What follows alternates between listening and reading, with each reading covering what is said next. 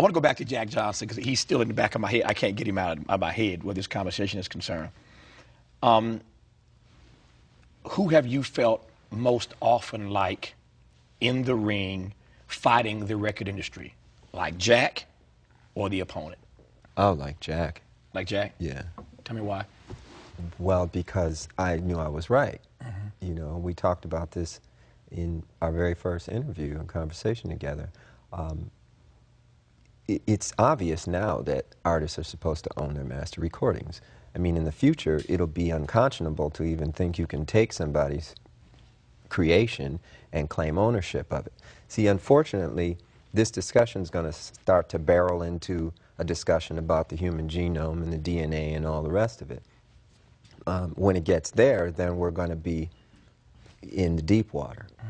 See, so it's better to start the conversation now before we get into God talk, you know?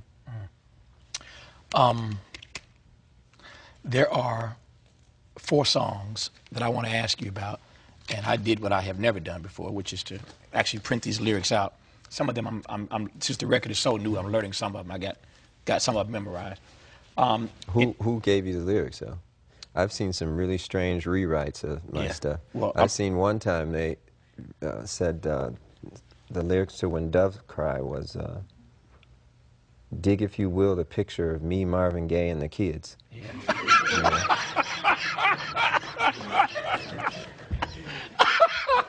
Well, you know what? And then there was another one. This person will go unnamed. Yes. She didn't speak the English language too good. Right.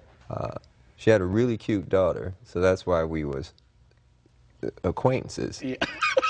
But she swore up and down, Little Red Corvette was pay the rent, collect. Yeah. Well, you know what? So you need to let me check that. Yeah. person. You know, I'm a fast learner, so I'm not going to read none of these on the air. I'm just going to ask you about the songs and about the lyrical content. And for those who don't have the record, you can go to lotusflower.com and get it. And follow along at home, even if you're 2 or 3 days late. You can play this back and follow along. In no particular order, since we mentioned Dreamer first, tell me about Dreamer. Oh, well, when I saw the State of the Black Union, Dick Gregory really moved me and a lot of my friends. I show it to everybody that comes over the house, especially white folks, because they need to hear that, you know, so that they know more about all of us. Because what he said affects all of us. He said something that really hit home about this phenomena of chemtrails. And, you know, when I was a kid, I used to see these trails in the sky all the time. And so, oh, that's cool. A jet just went over. And then you started to see a whole bunch of them. And next thing you know, everybody in your neighborhood was fighting and arguing, and you didn't know why. Okay? And you really didn't know why. I mean, everybody was fighting. So he started riffing about the chemtrails. And he started to say things that hit home so hard. And I would recommend that everybody try to get what he said online or wherever and try to get a copy of it and just listen to it. Because I was so moved that I had to write the song. And then when you leave with all the hassle, can you have that love? Love. I'm so tired of you black folk walking around looking all evil like that's going to change something. Looking all mean and talking all crazy. Let them tell you about your children.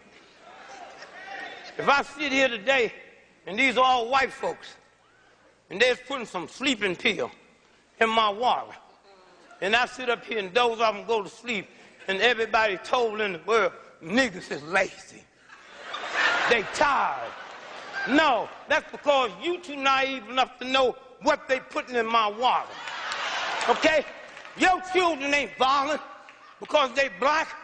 They ain't violent. Most people in the world live in a ghetto. They don't kill people. What are you putting in my malt liquor, white boy? What are you putting in? Huh? Hear me. And it's your fault, too. Malt liquor is made by white companies, but only sold in black neighborhoods, and you ain't checked it to see what's in it.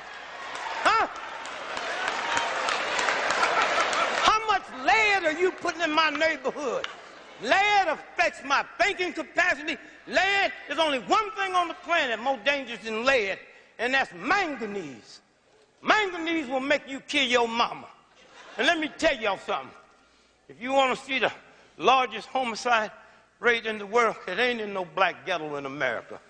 It's a little town in Australia where them white folks' homicide rate is 200 times what their population is. And that town just happened to be located across the street from a manganese plant. Sit back down, Dick. Don't lose that mic. Yeah. That town is located across the street from a manganese plant. How much manganese are you spraying in my neighborhood at night while I'm asleep? How in the world can a 9-year-old child find a heroin man, but the FBI can't find it, and you gonna tell me that's a black thing? Y'all crazy? What is this about? These are the things that need to change while this brother and sisters on their way to the White House. And when you see Hillary and y'all see Brother Barack, thank him for me. And you white folks need to be thankful. Because if y'all had a brother like me, y'all would really be in trouble. That's right. That's right. That's right. That's right. Okay? Ladies and gentlemen, Dick Gregory. Dick Gregory. Dick Gregory. I was so moved that I had to write the song. The other thing is the first line of the song says I was born on the same plantation in the United States of the red, white, and blue. And we live in a place now that feels just about like a plantation. We're all indentured servants, you know. When I found out there were 8 presidents before George Washington, I wanted to smack somebody. You know, I wanted to know why I was taught otherwise. Just tell me the whole story. I'll fill in the blanks, but don't, you know, don't tell me something that you think I'm supposed to know. We're indentured servants, and we got a black president now? Well, I don't vote. I have nothing to do with it. I got no dog in that race. And for those who would cuss me out and slap me in person if I didn't ask you why? Well, the reason why is because I'm one of Jehovah's Witnesses, and we've never voted. And that's not to say that I don't think Barack Obama, President Obama, is a very smart individual, and he seems like he means well.